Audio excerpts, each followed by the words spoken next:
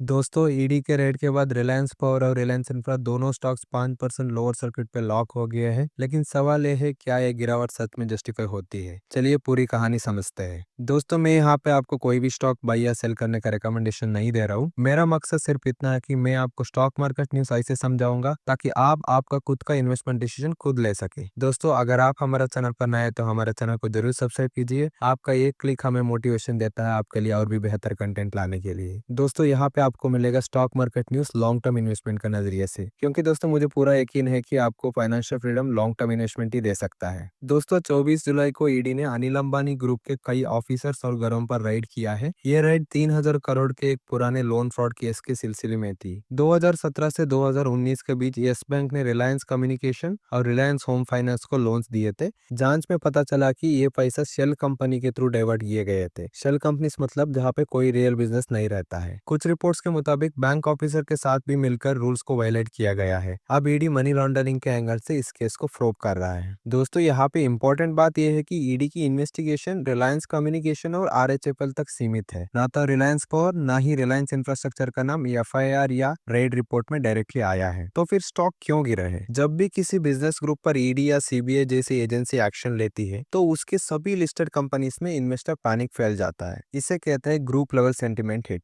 Reliance communications, RHFL, Reliance power, Reliance infra, Reliance defence सब कुछ एक ही ग्रुप के अंदर आती है। इसीलिए सब स्टॉक गिर जाते हैं जब भी कोई भी कंपनी के ऊपर ऐसे रेट्स होता है। दोस्तों यहाँ पे और भी एक important and interesting fact, Reliance infra में 70% से ज्यादा और रिलायंस पावर में 60% तक रिटेल इन्वेस्टर्स का होल्डिंग है। जब इतनी बड़ी रिटेल पब्लिक इन्वॉल्व होती है तो सेंटीमेंट या रूमर्स पर भी स्टॉक गिर जाता है, चाहे न्यूज असली हो या सिर्फ रूमर। रिटेल इन्वेस्टर पैनिक में बेच देते हैं जिसे लोअर सर्किट लग जाता है, क्योंकि रिटेल इन्वेस्टर डर के शेयर को सेल करता है और बाई करने के लिए कोई रिटेल इन्वेस्टर रेडी नहीं रहेगा, क्योंकि वो न्यूज से डरा हुआ है। और हर दिन इंस्टीट्यूशनल बायर्स इन्वेस्ट नहीं करते तो स्टॉक में लोअर सर्किट लग जाता है। अनिल अंबानी दोनों कंपनीज के प्रमोटर है। अगर उनका नाम किसी भी इन्वेस्टिगेशन में आता है तो लोग मैनेजमेंट रिस्क से डर जाते हैं। इस वजह से भी इन्वेस्टर ट्रस्ट वीक हो जाता है, चाहे बिजनेस पर डायरेक्ट इफेक्ट ना हो। लेकिन दोस्तों यहाँ पे आपको ये चीज जानना जरूरी है, अभी अनिल अंबानी रिलायंस पावर और रिलायंस इंफ्रा का बोर्ड में नहीं है, वो स्टेप डाउन ऑलरेडी कर चुके हैं। तो दोस्तों इसीलिए रिलायंस इंफ्रा और रिलायंस पावर में ये न्यूज से उतना डायरेक्ट इफेक्ट नहीं आएगा। तो सवाल फिर वही है, क्या ये गिरावट जस्टिफाइड है? अगर आप लॉन्ग टर्म इन्वेस्टर है